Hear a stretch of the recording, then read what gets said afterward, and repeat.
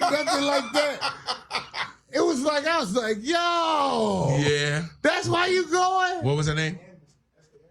Esther Anderson. Whoever the sister was, I had never heard nothing like that before in my life. But it's Hollywood. I still had innocent ears. Right, you was really going there to pay your respects, and then somebody's network trying to get a TV show. No, like when he said it to me, I didn't know her, but of course I know of her. Yes, sir. And he said, yo, I'm going. I was like, oh, you knew her? And he was like, no, but it's going to be great networking there. And it just blew my mind. I was like, do people do that? Yeah. That's Hollywood, though. Yeah, that's what I'm saying. Because they see Will Packer, they see Cab, they see this. You know, I could imagine. But and that's not, I ain't knocking nobody who go network, because it is good networking at funerals. Mm-hmm.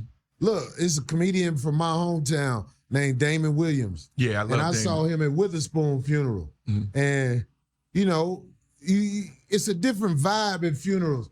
And me and him didn't get along. So I was like, yo, man, what's up, man? You know what I'm saying? I tried to make that nonsense go away that was between us, because it's all nonsense, man. I don't know you like that. So Witherspoon funeral made it where me and this comedian named Damon Williams don't really have that, you know, you got through it. Look no more. You know what I'm saying? Well, I think that's the gift people give, even in death. In death, yeah. So I get what you're saying. They bring us together, man. Yeah. People come together.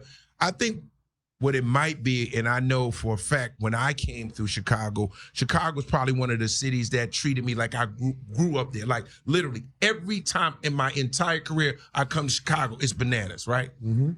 I remember, though, when I first started coming, the first person I met was George Wilburn back in the day. This is like 91, 92. Mm-hmm. It was very competitive. That's a good word. Yeah, it's Chicago, that's the thing. It's who coming out this can. So when you go to Chicago and you meet Chicago comedians, it's like ball players. So I heard Corey get 35 a game. Is that right? I like how you put it. Because that's how it is. I felt it. And I was like, it was like, yo, you from Jersey to Chicago, nigga.